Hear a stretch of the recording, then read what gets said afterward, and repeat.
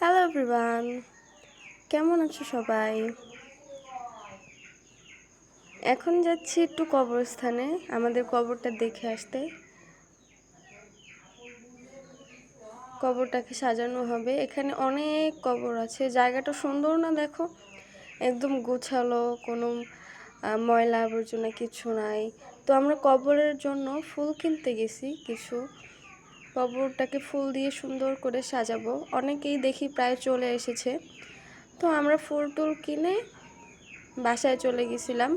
তারপরে ফুলগুলো রেডি করে আবার আসছি কবরস্থানে। তো আমাদের দুইটা না তিনটা কবর। তো এইখানে হইতেছে একটা। একটা কেমন হয়েছে একটু জানাবা তোমরা সবাই। এটা আমি সাজাইছি একাই, আমি আর আমার বোন।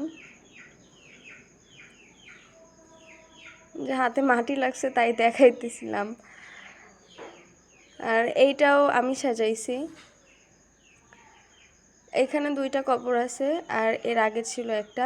এটা আসলে দিনের বেলা না, এর জন্য অতটা সুন্দর লাগতেছে না, বাট এটা যখন রাতের বেলা হবে তখন আরও বেশি সুন্দর লাগবে। এই তো বাসায় গিয়ে ফ্রেশ ট্রেশ হয়ে রেডি টেডি হয়ে এখন আমরা চলে আসছি কবরস্থানে। এই তো দেখো কত সুন্দর লাগতেছে।